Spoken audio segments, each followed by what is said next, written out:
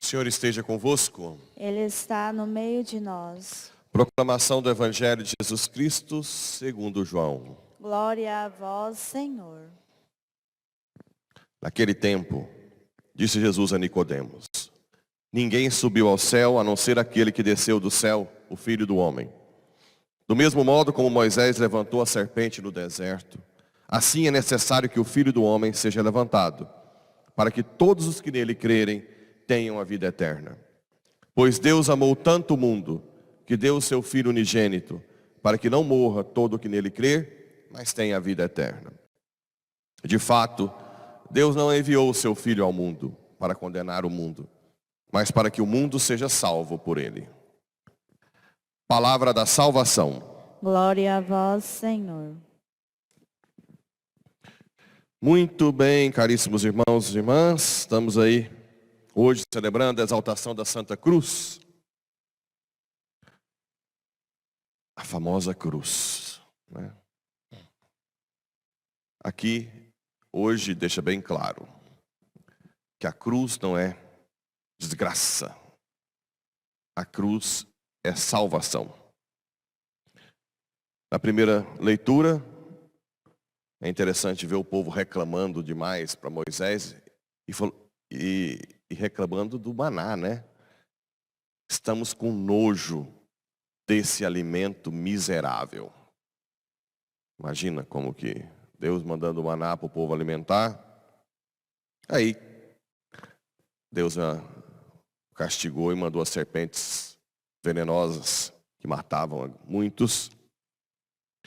E quando Moisés foi falar, ele disse para fazer uma serpente de bronze, ele ia levantar, que é uma prefiguração da cruz de Cristo, né? Todos que olhavam na serpente ficavam curados. Aqui entra o mistério da encarnação e como que Deus leva em consideração que o ser humano tem necessidade de algo visual. Poderia-se pensar que Deus estava instigando a idolatria, né? Idolatrar a imagem, assim como foi do bezerro de ouro, agora a serpente de bronze. Por que não é? Porque o bezerro de ouro substituía Deus. A serpente de bronze era o quê? Uma iconografia que leva a pensar no poder de Deus. Então, isso tem que ficar muito na mente do católico quando formos acusados de idólatras. Depende de como se vê aquela imagem. Claro, se for para pensar, hoje, em pleno século XXI, que nós estamos vivendo, é muito ridículo pensar que nós substituímos Deus com uma imagem, né? Como diz um amigo meu, que é ortodontista lá em Séries, quando alguém falava de idolatria de imagens, ele falava, não, pelo amor de Deus, poupa minha razão.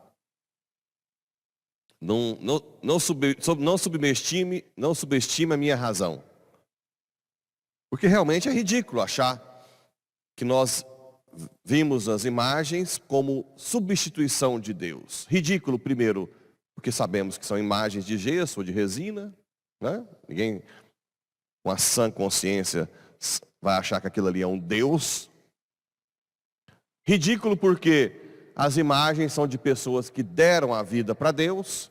Como é que eu vou falar que quando eu olho a imagem de São Luís Gonzaga, São Paulo VI, São João Evangelista, pessoas que deram a vida para Deus, eu estou substituindo Deus com as imagens deles? Claro que, na verdade, é uma iconografia. Como assim iconografia? Eles me lembram de alguém que dera a vida por Deus. Oxalá se nós tivéssemos a imagem de santo hoje em cada esquina de Iporá. Para quando você sair de casa, reclamando da vida como o povo no deserto, murmurando, sem esperança, se dá de cara com a imagem de uma Santa Rita de Cássia, imaginou? Uau! Por que eu não faço como ela fez? Apesar de todo o sofrimento, sofreu com o marido, depois com os filhos, a perda dos filhos, depois como religiosa. E nunca abandonou a Deus, e eu aqui, com pequenas coisas, dou as costas para Deus. Essa é a função da imagem, da iconografia. Nos fazer voltar a pensar em Deus, no poder divino. E é isso que a serpente de bronze tem função. Quem olhava, reconhecia o poder salvífico de Deus. E depois, nós temos no Evangelho, justamente isso, né? O próprio Jesus dizendo que como a serpente foi levantada no deserto, o Filho do Homem vai ser levantado para que todos que nele crerem tenham a vida eterna. A cruz tem poder salvífico. E como é que na prática isso acontece? Quando nós somos batizados, o que nós recebemos no batismo? O sacerdócio comum. Formação. Está lá no YouTube todas as formações, por favor. Amanhã tem formação, não, quinta. Precisamos ter gente formados. Aqui na Paulo VI tem obrigação de ter formação. Crescer no sacerdócio comum. Todo batizado participa do sacerdócio de Cristo no sacerdócio comum. Inclusive o padre. Quando eu sou ordenado, eu não perco o sacerdócio comum. Esse sacerdócio comum me dá a capacidade, guardem isso, de participar da obra salvífica de Cristo na cruz com o meu sofrimento. É aquilo que eu já falei. Uma pessoa acamada, com dor, se oferece aquilo, tem um poder extraordinário. Por isso que esses capetas que vêm aí querendo destruir todos os valores, já tem na Suécia, aqui no Brasil, que querem a eutanásia. Por que eles querem a eutanásia? No fundo são instrumentos do demônio. A desculpa é, não, já não vão mais gozar dessa vida. Sim, mas na verdade, o idoso doente é uma riqueza para a igreja. Imagina o quanto ele pode oferecer aquilo para a conversão dos sacerdotes, da família, de todo ser humano, do mundo inteiro. Por isso que o demônio quer que mate os velhos doentes, né? Com essa desculpa que não vale mais a pena viver. Claro que vale. O sacerdócio comum te faz participar da Santa Cruz. Olha que coisa extraordinária.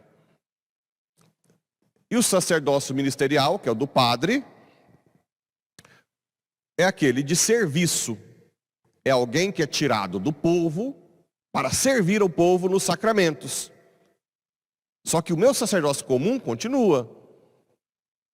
Né? Eu posso oferecer também os meus sacrifícios em expiação dos pecados dos outros. porque fui batizado. Assim como quando eu erro um pecado, eu tenho que confessar os meus pecados. Não é porque eu sou padre que eu não posso confessar os meus próprios pecados, claro, né? Então, sacerdócio comum, sacerdócio ministerial. Isso é muito importante. O sacerdócio comum nos faz participar desse mistério da cruz. E isso é um grande mistério. Um grande mistério. Por quê? Porque o sofrimento agora, ao invés de ser fracasso, ao invés de ser um motivo de tristeza, de fracasso, na verdade o sofrimento é salvífico. Se nós descobrirmos esse mistério do sofrimento, nós temos um poder extraordinário para converter alguém da nossa família, para tirar a alma do purgatório e para converter nós mesmos. Como fazer isso? Uma vida de oração profunda e começar a viver um pouco da penitência, né?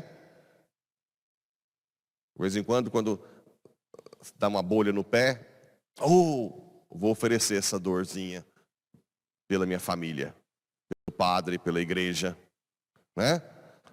Aquilo que é chato tem sentido. Uma dor na coluna, Senhor, eu te ofereço essa dor pela minha família, pela salvação de toda a humanidade. Tudo ganha sentido para uma pessoa que vive o mistério da cruz, Santa Cruz, salvífico. Recebeu uma humilhação? Você conseguir se dominar para não revidar, né? Senhor, eu ofereço essa humilhação pela minha conversão, pela minha santificação. Olha como que a cruz agora dá sentido a todo sofrimento. Eis o mistério da cruz, né? Eis a luz, a cruz de Cristo. A cruz que nos salva. Enquanto tantos pagãos fogem absurdamente do sofrimento, os santos abraçam sempre mais o sofrimento como um caminho de salvação para si e para o mundo inteiro. Que Jesus nos ensine a viver esse mistério que Ele viveu tão dignamente, tão gloriosamente na cruz. Quem descobre esse mistério é sempre feliz. Ninguém tira a felicidade dele. Assim seja. Amém.